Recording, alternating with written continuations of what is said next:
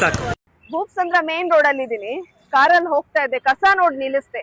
Main road ಬಿಡಲ್ವಲ್ಲ ನೀವುಗಳು ಅಂತ ಒಳಗಡೆ ಇರುವಂತ ಒಂದು ಕಸದ ಸಮಸ್ಯೆ ಬಗ್ಗೆ ಹೇಳಿದ್ದೆ. ನಾನು ಹೋದ್ಮೇಲೆ ಸ್ವಲ್ಪ ಕಸ ತೆಗ್ದಿದ್ದಾರೆ, ಸ್ವಲ್ಪ ಮಟ್ಟಿಗಿನ ಇಂಪ್ಯಾಕ್ಟ್ ಆಗಿದೆ. ಅಲ್ಲಿಗೆ ಬಂದು ಮನೆಗೆ ಹೋಗೋಣ ಅಂತ ಹೋಗ್ತಾ ಇದ್ರೆ ಮೇನ್ ರೋಡ್ ಅಕ್ಕಪಕ್ಕದಲ್ಲೇ ಕಸದ ರಾಶಿ ರಾಶಿ.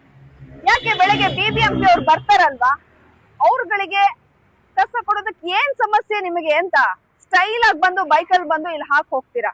ಮೊನ್ನೆ ನಮ್ಮ ಪಕ್ಕದ ರಾಜ್ಯಕ್ಕೆ ಹೋಗಿದ್ದೆ. ಪ್ರಕೃತಿ ಹಾಳಾಗ್ಬಾರ್ದು, ನಮ್ಮ ಮುಂದಿನ ಪೀಳಿಗೆಗೆ ಪ್ರಕೃತಿ ಉಳಿಲಿ ಅನ್ನೋ ಕಾರಣಕ್ಕೋಸ್ಕರ ಅವರು ರಸ್ತೆನ ವೈಡ್ನಿಂಗ್ ಮಾಡೇ ಇಲ್ಲ. ಇರೋ ಸಣ್ಣ ಕಿರಿದಾದ ರಸ್ತೆನ ಅವ್ರು ಬಳಸ್ತಾ ಇದ್ದಾರೆ, ಯಾಕಂದ್ರೆ ಪ್ರಕೃತಿನ ಕಾಪಾಡ್ಬೇಕು ಅಂತ. ಎಲ್ಲಿ ಹೋದ್ರು ಕೂಡ ಒಂದು ಚೂರು ಕಸ ಇಲ್ಲ. ಇಲ್ಲಿ ನಾವು ರಸ್ತೆ ವೈಡ್ನಿಂಗ್ ಮಾಡಿದೀವಿ, ಪ್ರಕೃತಿ ಆಲ್ರೆಡಿ ಹಾಳಾಗಿ ಹೋಗ್ಬಿಟ್ಟಿದೆ. ಆದ್ರೆ ಅಟ್ಲೀಸ್ಟ್ ಕ್ಲೆನ್ಲಿನೆಸ್ ಅನ್ನ ಏನಾದ್ರು ನಾವು ಕಾಪಾಡ್ಕೊಂಡಿದೀವಾ? ಖಂಡಿತ ಇಲ್ಲ. ರೋಡ್ ವೈಡ್ನಿಂಗ್ ಆಗಿರುತ್ತೆ, ಅಗಲವಾದ ರಸ್ತೆಗಳು ನಮಗ್ ಸಿಗುತ್ತೆ, ಆದ್ರೆ ಅದ್ರ ಬ್ಯೂಟಿ ಎಷ್ಟು ಮಟ್ಟಿಗೆ? ಬೇರೆಯವ್ರು ಬಂದು ನಮ್ಮನ್ನ ಆಡ್ಕೋಬೇಕು. ಇದಕ್ಕೆಲ್ಲ ನೇರ ಹೊಣೆಗಾರರು ನಾವೇ ಆಗ್ತೀವಿ. ದಯಮಾಡಿ ಯಾರು ಕಸನ ಸುರಿಬೇಡಿ. ಇದು ಮೇನ್ ರೋಡಿನಲ್ಲೇ ಕಸ ಸುರಿದಿದ್ರೆ ಮುಂದಿನ ದಿವಸಗಳಲ್ಲಿ ಯಾವ ಕ್ರಮ ಕೈಗೊಳ್ಬೇಕು ನಾನು ಖಂಡಿತ ಕೈಗೊಳ್ತೀನಿ. ಸಂಬಂಧಪಟ್ಟವರ ಗಮನಕ್ಕೂ ಕೂಡ ತರ್ತೀನಿ. ಮಾಡ್ಲಿಲ್ವಾ ನಾನೇ ಬಂದ್ ಕಸ ಎತ್ತೀನಿ.